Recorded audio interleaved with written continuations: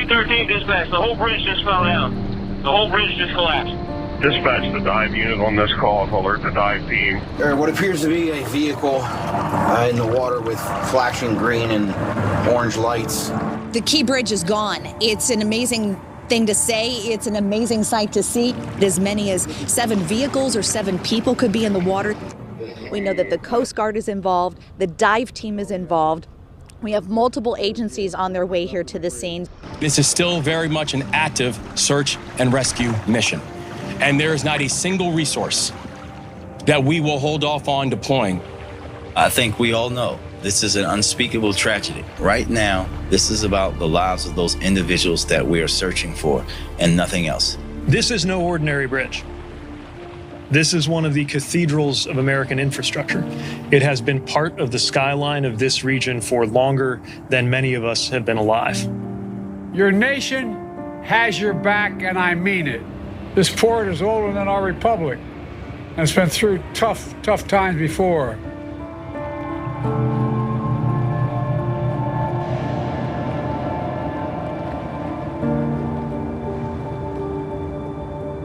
Baltimore's waterways have seen a lot in the nearly 250 years since America was founded. Francis Scott Key was inspired to write the Star-Spangled Banner while watching the rocket's red glare from a ship near Fort McHenry as the British attacked Baltimore during the War of 1812. In 1977, a bridge named in Key's honor knitted local communities together and helped move goods along the East Coast highway system. But on March 26, 2024, this was the site of one of the largest maritime disasters our nation has ever seen. The fractured remains of the Francis Scott Key Bridge stand as a stark reminder of the tragedy that took place when a cargo ship named the Dolly crashed into it. The bridge collapsed, killing 6 people. And there was a domino effect on our local communities. I'm Deborah Weiner of WBAL TV 11. And I'm Jeff Salkin of Maryland Public Television. This film tells the story of the people who came together during Baltimore's moment of crisis and continue to play a role in the region's recovery. Around midnight, on the Key Bridge's southbound lanes, a road maintenance worker and 1 inspector were hard at work.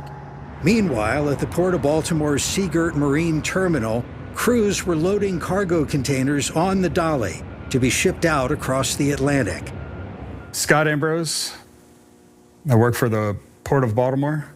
I've been a longshoreman since 2010. I was working one of the last 2 cranes on the end of the pier at Seagirt on the Dolly.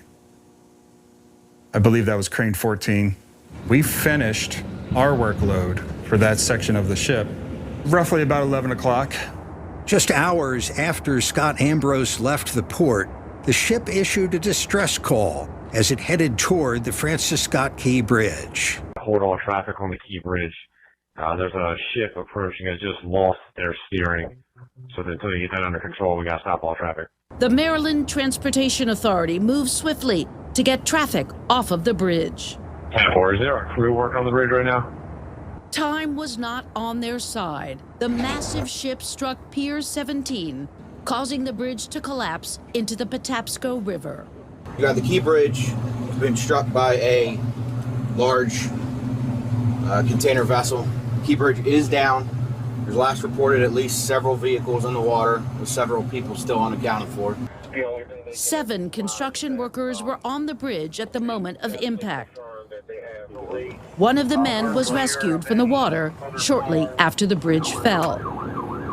First responders from all over the region were on the scene almost immediately, desperately looking for survivors. I'm on the starboard side of the vessel at the moment, sir. My phone rang at 2:02 in the morning. And I've come to learn that when my phone rings in the middle of the night, I'm never about to get good news. So you're at home. You have a 3-month-old at the time, I correct? did. He went to sleep around, I think like around 1:10.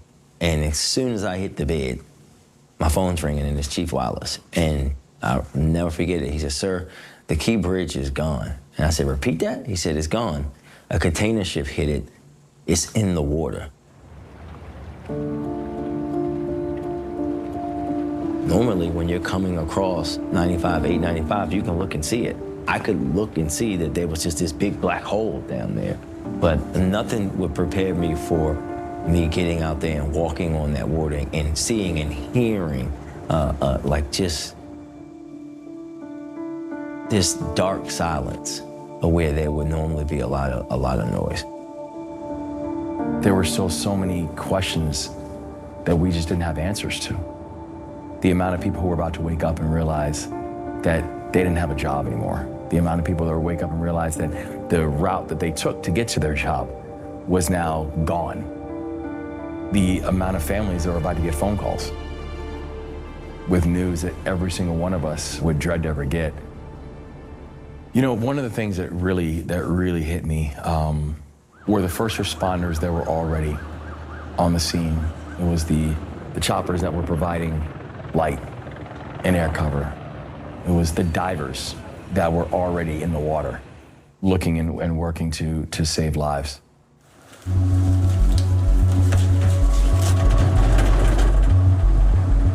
My name is Chris Reynolds. I am the captain of the Water and Dive Division at the Middle River Volunteer Fire and Rescue Company in Baltimore County, Maryland. We have our team, which specializes specifically in underwater, so diving, scuba diving. We are 100% volunteer. Most firefighters in the United States are volunteers. So I grew up in view of the Key Bridge. It's been the backdrop of my entire life. At 1:48 in the morning, I get a call from my one lieutenant. Hey, Chris, a cruise ship just hit the Key Bridge and it's in the water. We were able to determine it was a container ship. But in the moment of people calling 911, people call it what they think it is. My name is Greg Wolf. I'm the junior dive team here at Middle River and Baltimore County's Fire Department.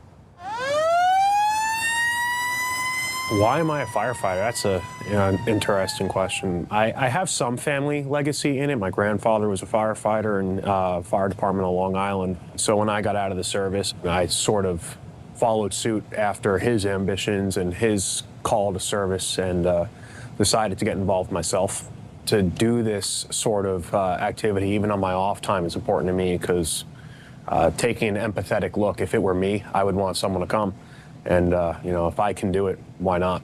We're going to review a little bit of Boyle's Law, some of the physics involved in diving, right? Diving being my passion, I looked into getting into public safety diving and joined Middle River. Being a transplant from out of state, I didn't even know what the Key Bridge was, if I'm being honest, up until that day. You know, I'd seen it, I'd driven over it, but I had never really paid too much attention to it. One of our members here, who is the fire rescue captain, used to work at the Key Bridge. He's like, there's a huge electric transmission line that's still got energy to it. We need to get that cut off before we really commit someone to being underwater. When the team arrived on site, Wolf found that potential electrocution was only one of many dangerous complications. Another one was the stability of the bridge itself. Because the tides moving in and out were lifting the cargo ship up and down, that would have made the rest of the superstructure of the bridge unstable. But in order to find out what to do in the water, they needed a map of sorts, and they got it with help from the Coast Guard. I'm bosun mate, second class, Seth Kowski. I was actually on duty here when I received the call, and they had said that a boat had struck the bridge. At first, I kind of didn't believe what they were telling us over the phone. So we got the first crew underway. It's like a 5-minute boat ride down the creek here, and typically at night, when the bridge was still up, you could see the lights on it because it was lit at night. And as soon as they turned that corner, I was like, if you don't see lights, call me. 5 minutes later, they got down the creek and they called me, and they were like, hey, the bridge is in the water. I go, okay. We were looking to confirm targets of whether they were vehicles, if there were people in those vehicles. We may have had about 6 to 10 inches of visibility. Our assignment off the bat was just doing scans back and forth to the bridge. Kowski and his crew used sonar equipment because no one knew what hazards lurked beneath the surface of the murky water. They showed us a picture of the side scan sonar of what we were looking at, and it was 2 images, and it looked like the back of a pickup truck and a trailer, and they said that they wanted myself and my backup diver, Cole, to go and verify that target. When I dropped into the water and descended, I landed on this generator light that you see a lot of construction sites being towed by trucks. The asphalt, the bridge itself, the steel girders that supported the structure, All of those were factors in what we had to contend with as our divers made their way through searching for potential victims and where they may have been. Heroic is the only word that you can describe, right? When you're risking your life. I think that people don't understand that in that initial dive, those folks, they were diving in, there was metal. Those pieces of metal you saw sticking out above the water were in the metal as they were looking for people. They wanted to be able to have some good news come out of this tragedy. Today we're just doing a really straightforward rip drill, right? So we're going to... Training plays a huge role in keeping emergency divers safe. They don't want to become additional casualties that would further complicate the operation. Middle River let us film one of their practice drills. This is where knowledge like Greg has is invaluable. He's such an avid scuba diver and an instructor that he imparts that information. He really helps plan our dives out. Initiating search. All right, let me know if you find anything. A lot of what we focus on in training is problem solving underwater. I seem to be caught on something here. Yep, you seem to be caught on something? Yep. Can you free yourself from it? I am caught. Adjusting. Find his line. The divers get all the glory, right? But our dive support team are really our unsung heroes. They see where we're at from the surface. They can follow our bubbles. They know the target they want us to go towards. They're able to say, I need you to swim a little bit to your left. I need you to swim a little bit to your right. The biggest factor for confusion, as far as the diver's perspective, is the inability to see. Because the lack of visibility messes with your perception of direction, we use a guideline or a tender line attached to the diver that doubles as our communication system to use that as a navigational tool. We dive by ourselves because we're diving into a lot of unknowns. There's a lot of backups built in. We always talk about plan B and C and D. Reynolds and more than 20 members of his team spent about 20 hours in and out of the frigid waters that day. The experience left him with vivid new memories that are dramatically different from his earlier ones. It's always looked massive, and it's the first time that bridge looked insignificant in my lifetime. It's the first time that it felt small. Reynolds wants to make new positive memories ahead as his family tradition of volunteer public service continues. My dad is still a volunteer. He's actually a member of this company. My son is very eager to join. He is down here quite a bit with me, so we're looking at having a fourth-generation firefighter out of my son, George. It does look different without the security perimeter, too. Another first responder to the bridge collapse is also following a family tradition. His father had been the captain of the vessel he now commands. My name is Jacob Tour, and I am the acting captain of the Baltimore District survey vessel Catlet for the Army Corps of Engineers. I grew up in Cecil County on the water. I had been on the Catlet previously to working here. I'd gone in with my dad to like a bring your kid to work day. The Catlet is one of the vessels the Army Corps of Engineers uses as part of the agency's role in ensuring the clear navigation of America's shipping channels, including the Fort McHenry Channel that ran under the Key Bridge. The crew uses sonar to map the depth of the waterway. I found out that the Key Bridge collapsed via text message. I was on my way into here. I had woken up a little bit early and decided I'd get an early start on my day. I was kind of in disbelief at what my eyes were showing me. Seeing it was a container ship, my mind was immediately looking out for containers, and we actually did find some.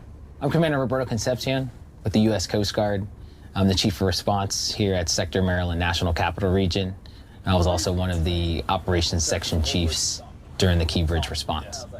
I love helping people, whether that's responding to incidents and helping to save lives. I think the call-in to save lives is what really brought me into the Coast Guard. I was driving down to Florida with my family on vacation, and I got the call at about 2 o'clock in the morning from our officer in charge of Station Curtis Bay that the Key Bridge had been struck by the vessel Dolly. Well, the first things that are in our head is the shipping channel there. Ships can't come in and out, then you got jobs at stake. You know, obviously the economy is going to be affected. There's millions of dollars of commerce that comes in and out of the Port of Baltimore. So that's the biggest thing that we're thinking about is the economic impact.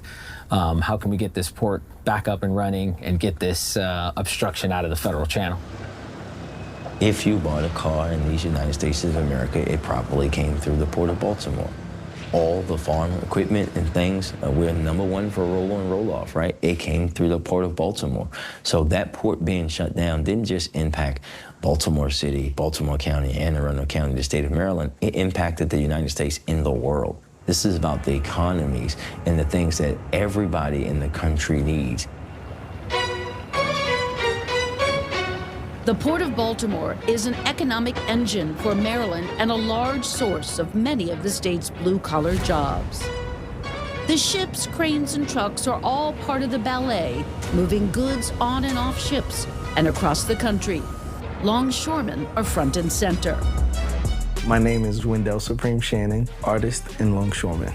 So I'm a second-generation longshoreman. I do a variety of operations, everything from driving trucks to moving equipment, heavy machinery, bulldozers, you name it. That evening was like any other day for me. I was working a separate ship in the Dundalk Marine Terminal, went home around midnight. One of the things that I did waking up around 4:30 in the morning was check social media for the news. And I kept seeing post after post referencing the Key Bridge. I immediately had to find a solution to provide them for my family. If no ships come in, then I'm out of a job. His fellow longshoreman, Scott Ambrose, had left the Dolly and was back at home. Got on my computer. It was a nice night, really nice, cool night. Opened up the window. I remember having my feet up on the table by the window and the cat's sitting there. My whole house started shaking and I heard thunder and grinding, what sounded like the biggest fork you could imagine and the biggest garbage disposal, just churning away. My house shook. The cat flew into the air when all that happened and took off. I actually climbed through my window because where I'm situated, the back of my house faces directly at the Key Bridge, which is approximately just under a mile away. I'm looking for fire in the sky, or lights, or sirens. It's so quiet. It's dead silent. There's nothing going on. I thought maybe the gas silos over in Curtis Bay, Fairfield, might have blown up or something. So I put my shoes on and just walked down to the shoreline, and sure enough, it's gone. I was like, I just lost my job. I just completely lost my job.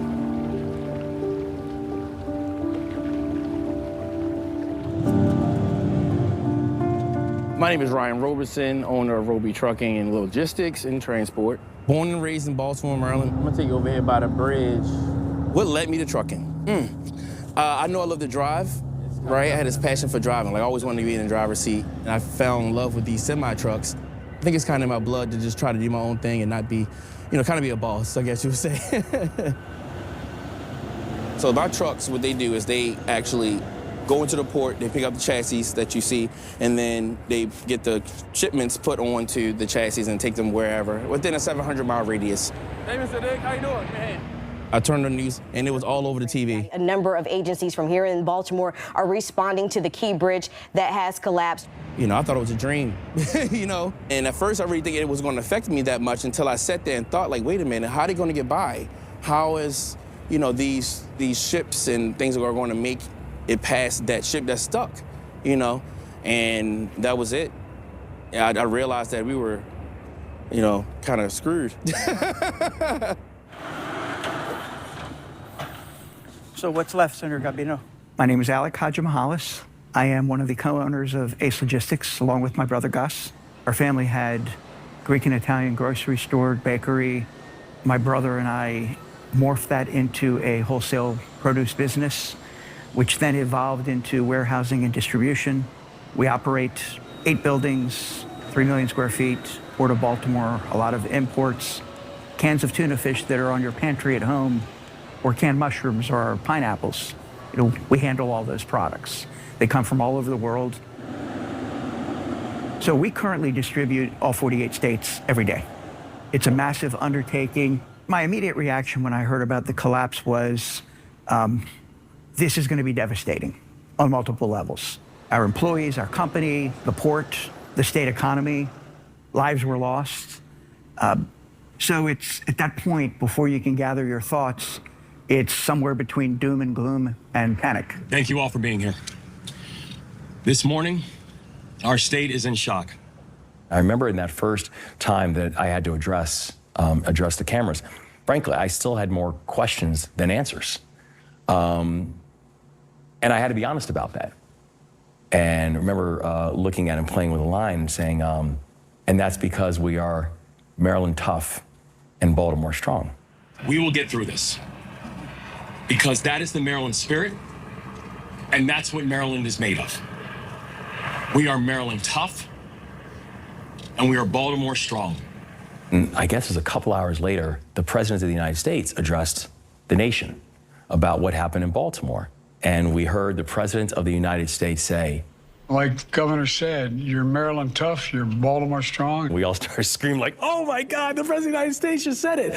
And it just kind of took on this whole life of its own, because I think that people in our state and people in the city said, you know, damn right, we are Maryland tough and we are Baltimore strong. So the term that the governor said, Maryland tough, Baltimore strong, it deeply resonates. Just seeing the will of not only us at the port, but the city as a whole band together. Early in the crisis, Alec Hadjimahalis told MPT he wasn't sure how long he would be able to keep his employees on the payroll. We're talking to our competitors and they're laying off 30 people, 40 people, 50 people a week. If this turns into a 6-month or a year thing, I could see us laying off 50, 75% of our workforce. The country really got to know who you are. How would you describe your leadership style at the time? I'm a combat veteran. And immediately the training kicks in, where you know that the only certainty you have is uncertainty. In times of crisis, there's two things that are the most important things that you have to center yourself on. One is a unified command, that everybody needs to be in communication with everybody, that there cannot be stragglers, there cannot be distance. Everybody moves together, and I think people notice that every single one of our press conferences, who was I flanked by? The mayor, the county executive, our federal forces, our congressional delegation, Republicans, Democrats, didn't matter. One command, unified command. And the second thing was just keep that constant cadence of communication. In the military, there's a slogan that they taught us where it was mission first, people always. We knew the mission. We laid out the 4 directives on the first day, right? Bring closure to the families, reopen the channel, support those directly impacted, rebuild the Key Bridge. For this operation, the Maryland Cruise Terminal became headquarters for the mission. We initially stand up our unified command, our incident command posts. At that point, we're trying to figure out who has resources to bear to respond to this incident. We're also thinking about resources that we need for salvage efforts to mitigate pollution to the environment and to keep the public safe and our first responders safe. It's a holistic approach. My name is Dory Murphy, and I'm the Emergency Management Chief for the U.S. Army Corps of Engineers, Baltimore District. My job here with the Army Corps of Engineers is to train and make sure we have ready teams to respond to natural and man-made disasters. I had gone down to visit my parents who live on the Eastern Shore, having driven across the Key Bridge the night before. Was sound asleep, getting ready to take my dad to the doctor when our commander called me and started saying, "Did you hear that the Key Bridge fell last night?" And I just had to stop her and say, "Ma'am, I'm sorry, can you start again?" From that moment, it was open the laptop and begin working right where I was at. I just sat down on the floor and began to work on the situation to call people in. We were, all hands on deck to try to figure out what was needed in the situation. As I began to have some time to process later in the evening, realizing that any of us could have been on that bridge when that happened. My name is Paul Hankins, and I am the Director for Salvage Operations in the Office of Supervisor of Salvage for the Navy. I got called at 4:30, 5 o'clock in the morning from one of our diving and salvage officers And he said, hey, you may want to turn the TV on.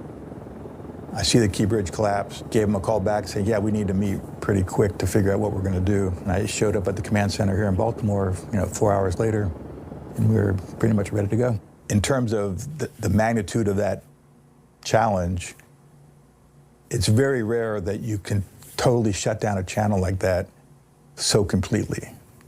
And dropping 20,000 tons of steel is a way to do it. What draws me to doing salvage is, in large measure, you're always helping out somebody. In those cases where people their lives are at risk, or even tragically, if people have lost their lives, you're coming in to help. Community support swelled in response to the disaster, along with efforts to give back to emergency responders.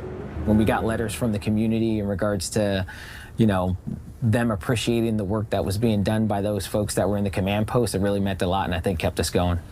I don't remember how many days we were into the response, maybe 6 or 7, when a volunteer organization started bringing in animals for responders to connect with.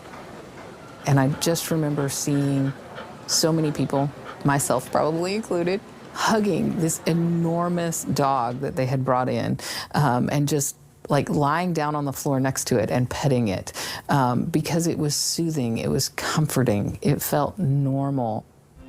MPT's Charles Robinson reported on one restaurant's effort to help first responders. At the Anchor Bay Marina and Hard Yacht Cafe, breakfast comes with a conversation about the Francis Scott Key Bridge. We've had every agency come through here at one point or another. The divers on the police side, all first responders, Coast Guard, Army Corps, surveyors. We have surveyors and NOAA posted up here right now at the marina. So we're in a unique spot because we get to hear and we're asking questions, what's going on? So they've given us all their perspectives. Del Sordo had just taken over the marina 12 days before the bridge collapsed. It's been non-stop refueling runs for those working on the bridge. So if you're a first responder and you have a boat, well, you can get fuel here because it's only a mile away from the wreckage. But they're also providing meals at 50% off. Hard Yacht said we're going to give 50% off all first responders. But what was unbelievable was the local support. When we made that announcement, thousands of dollars poured in to support the first responders. So 1,100 meals over the course of 45 days was given completely for free to all first responders. So if you were tied to that bridge and you were working on that bridge, you ate for free here at Hard Yacht. 2 days, 3 days in, the Navy divers showed up in 2 boats and they pulled onto the edge of our dock. There was a weird energy with them. They told me that they found somebody. They wanted to recover a little bit. They finished their meals. I said, it's all taken care of, don't worry. At that moment, the gentleman, I can't say his name. He asked to keep himself quiet. But he came up to me and he pulled this badge off and he ripped it off his chest. It was right here. And he says, I want you to have this. And he put it in my hand like this. And he said, thank you for everything you've done for us. And thank you for everything you continue to do for all of us. And I started choking up. In the face of danger, they're underwater in 45-degree water where you can't see anything, feeling around for survivors, for bodies, for debris.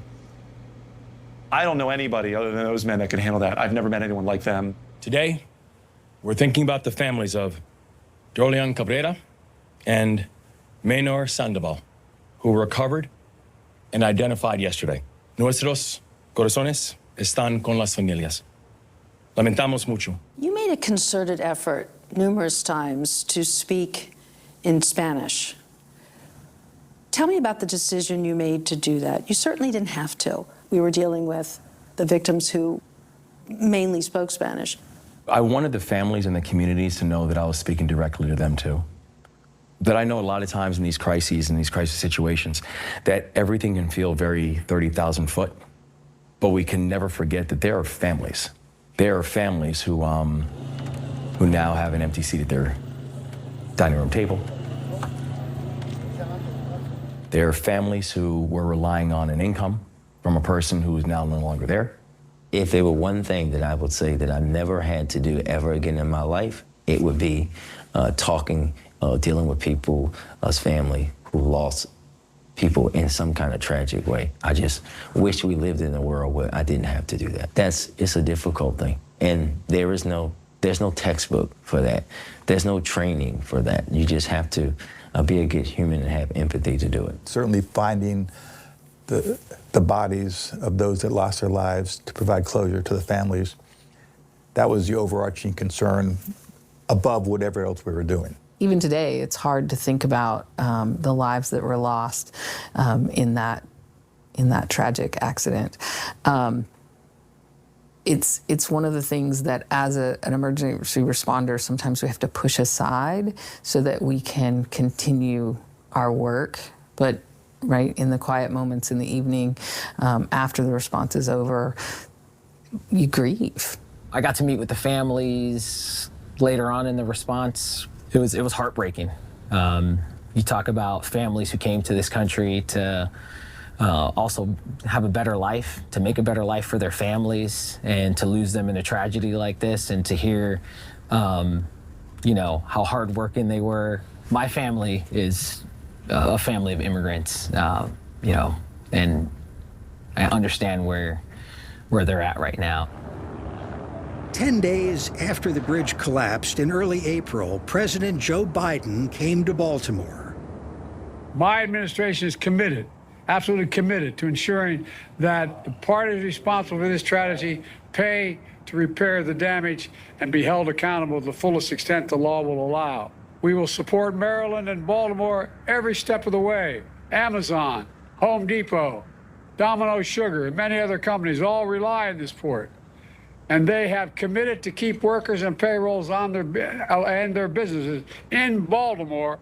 Today, we launch a new partnership with leaders in the public and the private sectors. It is called the Maryland Tough, Baltimore Strong Alliance. Foundations, businesses, sports teams, community champions have committed a combined $15 million thus far to support our workers and our neighbors in this moment. The Baltimore Ravens and the Baltimore Orioles pitched in 2/3 of that initial amount. Live from Maryland Public Television, this is Direct Connection. With the Key Bridge recovery, what is the latest?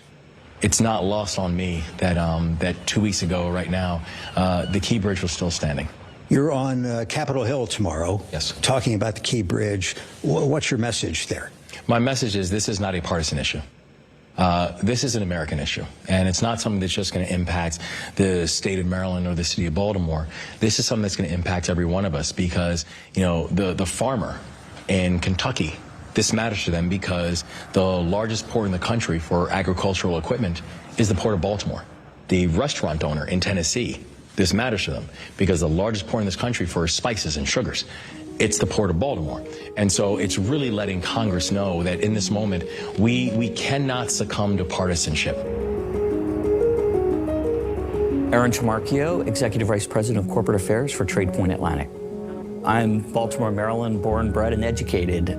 TradePoint Atlantic is a global logistics hub situated just downriver of the former Francis Scott Key Bridge.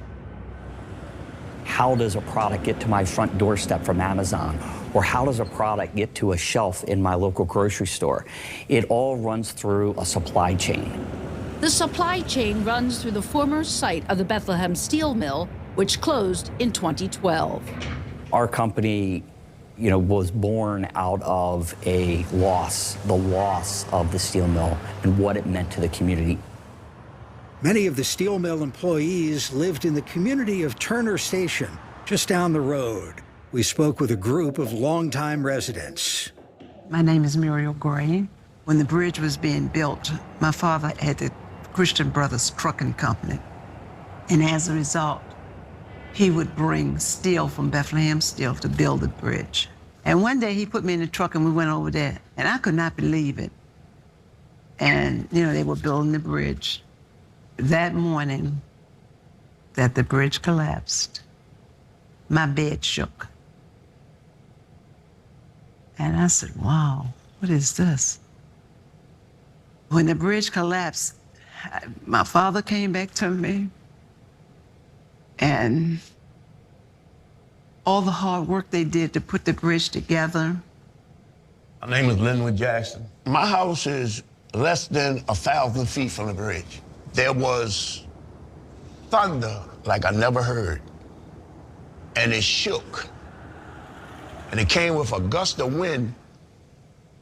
And I'm a Vietnam veteran, right? And I had to go back into therapy after the bridge fell because the water was full of rescue boats. And once I went outside, I seen a police run down the road. He said, "Oh God, the bridge is in the water," and he was crying. We were here with the birth of the Key Bridge. As I'm thinking, looking at this young lady, her father worked for the company that built the Key Bridge. My name is Matrite, and I'm a resident of Turner Station. I was born here. You know, when I was here, we had, like she said, we had everything. We had a store, we had a doctor's office, we had everything, and this was our community. So when we saw that bridge, we knew we was in Turner Station. Next door to Turner Station, Trade Point Atlantic has spent a decade revitalizing the area where the former steel mill once stood.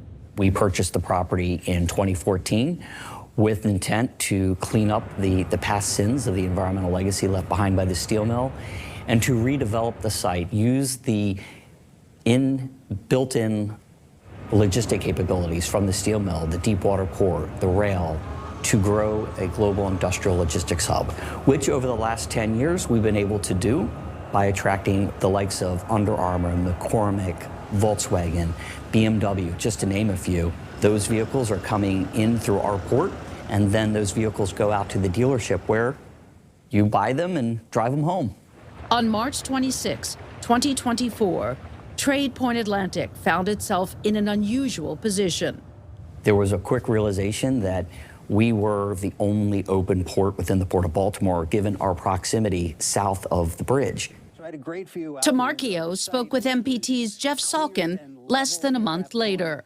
We've been working to help with the redirected cargo, trying to make sure it comes into the Port of Baltimore rather than go to an alternative port along the East Coast. So we've been able to double our capacity over the last several weeks. For us, it was about how do we keep cargo coming into the Port of Baltimore. One thing that I think folks were really worried about is when cargo finds another home, sometimes it can stay there. So that's really what was forefront of our minds, is let's keep Baltimore a viable, open port as much as we can. Trade Point also helped in the recovery as demolition teams brought pieces of the destroyed Key Bridge to a makeshift staging site. We have a very close location to the bridge site. You know, we were called by MDTA and members of the Joint Command to see if there was an ability to be able to utilize part of our land to support the rescue and recovery effort. Across the water, parts of the Key Bridge rested on top of the Dali cargo ship, pinning it against the Patapsco riverbed. Our number one priority was getting the channel open, at least partially open to the point where you could restore some economic activity. A complex puzzle for the Unified Command to solve. In this instance, you can't just go refloat a bunch of steel. The only way to get it out would be to go in and cut it up, pick up pieces that have been cut up into small enough chunks that a crane could lift it. So I knew that was going to be our big challenge. So in comes the U.S. Army Corps of Engineers boat, the Catlet. So we use a multi-beam sonar, and we, in layman's terms, we paint the bottom of the channel, get an idea of what the bottom looks like, the topography, any depressions or things raising up above where we would want to see the depth. When we were doing some of the surveys as they were removing parts of the bridge and trying to get the Dali free, we were seeing all sorts of, steel, pieces of steel debris, large sections of concrete, all sorts of road deck you could see pretty clear and flat on the survey screen. Originally, the thought was we're going to have to put divers in. The divers were going to have to go down in almost zero visibility, feel around what they were feeling, 2 inches beyond my fingertips. All right, so and try to interpret that and then set up rigging based upon what they thought they were interpreting. That would be a very, very slow process. The Navy salvage team used new technology called Coda Octopus. But it's basically a three-dimensional 3D sonar, which takes all these all this different data that the sonars are getting, stitch it together into a three-dimensional view of the wreckage field. And that would allow us to go down and you can look at it from all different angles. And so then we could look at the way it was built and then the way it ended up on the bottom, and we could make decisions and develop lift plans and cut plans. With the plans in place, a 1,000-ton crane called Chessie pulled out huge pieces of steel from the channel. Chessie, the largest hydraulic crane in the country, was joined by a grabber nicknamed Gus. Jacob Tuer and the team on the Catlet continued working alongside the salvage crew, scanning again after pieces were removed. To make sure that they got everything, double check, and then give them a better picture of where they wanted to work on next and how that had changed, because it was changing. And for Tuer, the recovery process also turned out to be a family affair. My brother Matthew is in the Coast Guard Reserve. I actually didn't know that my brother had got activated for this. We had gone out to do a survey one day. Sure enough, driving the Coast Guard boat when they came over was my younger brother Matthew. So that was pretty crazy. I did a double take. I was like, is that Matt? I definitely feel proud. We're from Maryland. We grew up in Baltimore. It feels good that I'm out there with my brother, being able to be there when the city, was in a time of need it did feel pretty good. Despite that bright moment, Tuer was well aware of how much work was still ahead. It wasn't lost on me that while the channel was blocked, that the ships weren't traveling in and out, and that there's guys at the facilities waiting to unload ships that aren't coming. Losing what I estimated was about 70% of my income for almost 2 months was pretty terrifying. The biggest whammy for me is, I'm a small business owner here in the city, and I own a business that caters to the film industry. So this is the courtyard of the prop house. The film industry just came out of the strikes that were happening, and that's the Writers and Actors Guild strikes, which did a lot of damage to the industry nationally, and especially here in Baltimore. And all that hit me. Take that to the studio. To describe the feeling of just looking out at both the collapsed bridge and the ships are blocks long, and to imagine that it's stuck in a vast body of water, preventing us from being able to continue our normal life. It was confusing, to say the least. There were some union members that went through economic hardship, that were in need of rental assistance or more help with their mortgages, medical expenses, grocery. I maximize my time by using any available time to be an artist.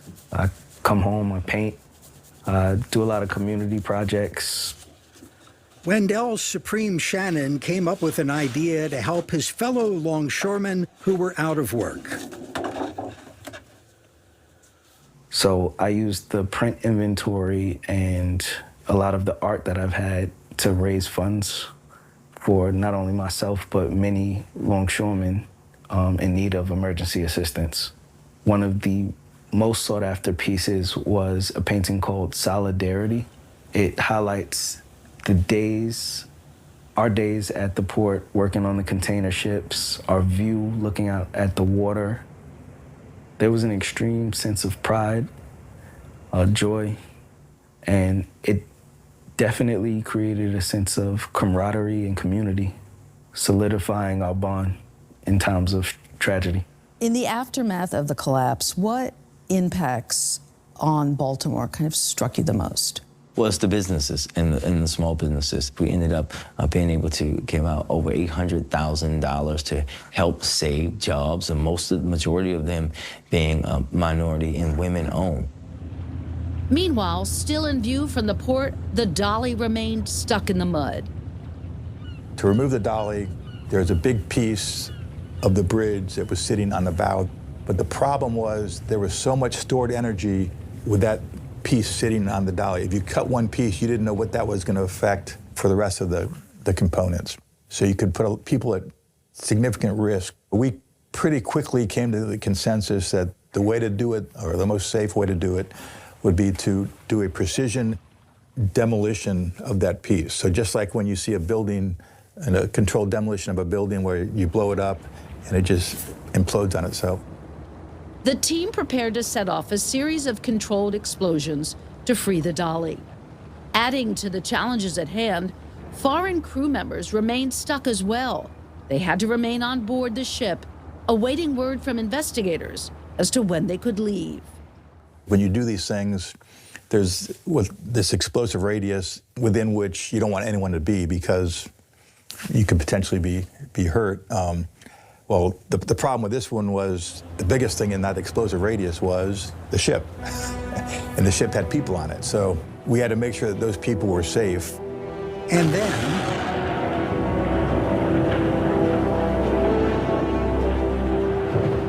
2 months after the dolly crashed into the bridge, it was refloated and moved to the port for repairs. Being taken to Seagirt Marine Terminal. It's already moved about a half a mile. Exactly 8 weeks ago today, we were gathered right here. And I remember seeing a container ship that is the length of 3 football fields. A container ship that is the weight of the Washington Monument. And we came together to stand up our response to the Key Bridge collapse. While work to clear the federal channel was on track, the federal funding promised by President Biden was not. Bipartisan momentum and bipartisan cooperation is not a talking point to us. It's a necessity. Our team will continue to be in contact with our federal partners to ensure that we can and we will get this done. Maryland's congressional delegation pushed to have the federal government pay the upfront cost of the rebuild. We had been there for other states during their times of need, and we really hope every state represented in the Senate will be with us right now. The main shipping channel for the Port of Baltimore was fully reopened on June 10th. I would say that we beat the expectation that people thought this was going to be a 9 to 11 month job, and we did it in 11 weeks. There is nothing that I'm more proud of than how every single person, every single part of government, every single agency worked together in unison from the very moment that first call came in. And that's something, even in the midst of unthinkable tragedy and loss, that everyone should be proud of. Despite this success, getting the federal channel reopened, the Port of Baltimore was fighting to hold on to its market share. We want to make sure that those temporary outlets that they found at other ports don't become permanent. And so we want to make sure that in any cargo that if it chooses to leave here, it's not going to leave without a fight.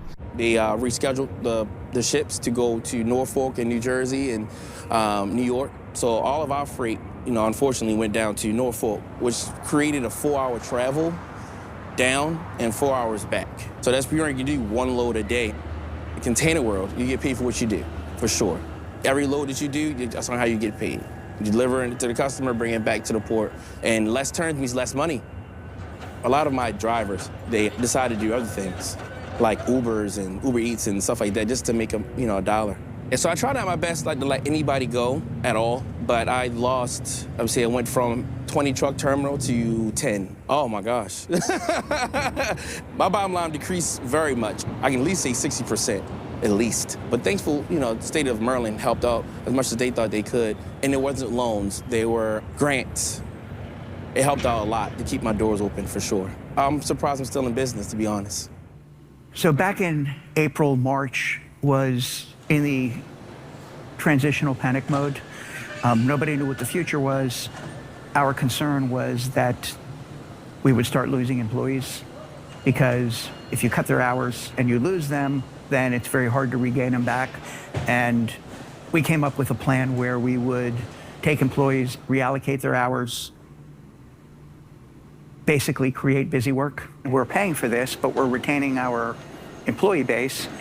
And our buildings were clean. The bridge collapse, although tragic, brought me closer to these people around here. We became family, we became friends. The negative is our top line revenue and our bottom line. We sold everything we had to buy this place, and we've seen over 9% loss in revenue. And that is a huge amount of money. The port is back to working, but it's ongoing. Until the bridge is back up, it's going to be an ongoing recovery. Did all the businesses stay that said they would stay? I'm not aware of anybody that has left as of yet, and we know that, listen, the port is doing very well, and we want to continue to support our partners at the port to grow business in any way that we can. I think the Key Bridge, it has this emotional and this guttural feeling for people. And I think it wasn't even something that I really fully appreciated until you were just spending so much time in the neighborhoods, in Dundalk, in Turner Station, with the families, to see that just completely innate connection that the Key Bridge has with people. If you look at some of the challenges historically we've had within a Turner Station or a Dundalk, these are deeply proud communities and deeply contributing communities. But in many cases, communities that had been left behind. When I got home that night, getting ready for bed, you heard this big noise. You know, you hear stuff all the time, but that was a different type of noise. I was like, what in the world? I'm not a crowd, but it affected me because it was a part of this community. It fell, it broke. It broke our community. I feel like we're so isolated as a community. That bridge was our connection. My name is Gloria Nelson, and I am the president of the Turner Station Conservation Team's community-based organization. One of the greatest concerns was, well, what's going to happen? Are the homes going to shake again? Are there going to be damage again? It was like everybody was reporting on the other communities around us, and we were left out of the discussion. I'm saying I felt that I was left out of the discussion. We have to make sure as a community that we stay strong so we get our needs met. How is your office addressing concerns in communities most directly affected, like Turner Station? They'd like to be included in the reconstruction effort. What are your thoughts on that? Well, listen, Turner Station is in Baltimore County, so we would just make sure that we work with our partners at the state and the county, which I'm pretty sure they are already doing, to hear those folks and those impacted voices. The Dolly sailed out of Baltimore almost 3 months to the day of the crash that took down the Key Bridge. 9 months after the collapse, Congress voted to fund the entire cost for the Key Bridge reconstruction. The design was unveiled in February 2025. And now, we are grateful to unveil the design for the new Francis Scott Key Bridge. This proposal honors the architectural tradition of the Francis Scott Key Bridge. Turner Station Representative Gloria Nelson was enthusiastic about the progress. I'm truly excited.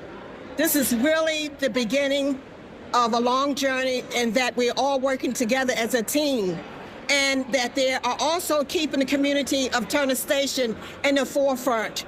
I couldn't agree with Ms. Gloria more, right? This is really about partnership and unity in ways that we've never really seen in my lifetime in our city, in our state, in our region. It's about making sure that we don't forget communities impacted the most, like Turner Station. Pre-construction work began in the new year with demolition scheduled for spring. For now, many questions remain about what went wrong and why the Dolly caused the collapse of the Francis Scott Key Bridge. When you think about the men who were on the bridge, hardworking people doing important work, involuntarily became heroes. It's something I still think about to this day, and I think I always will, that these are people who were just up there doing their job. People who came from a different country with a hope that this country is big enough for them too, and who are literally working in the middle of the night fixing potholes so we could have an easier commute.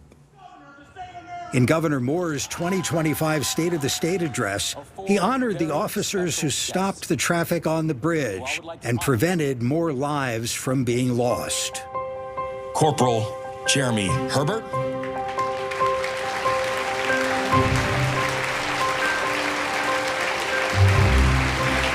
Officer Gary Kurtz. Sergeant Paul Pasterik. And Officer Timothy Baldwin. We always bounce back.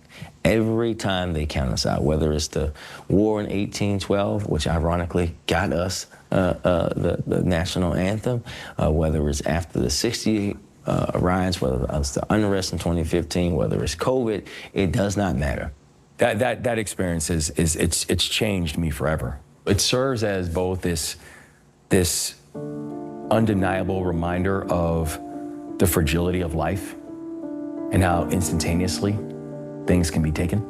It also serves as this undeniable reminder of the power of the human spirit.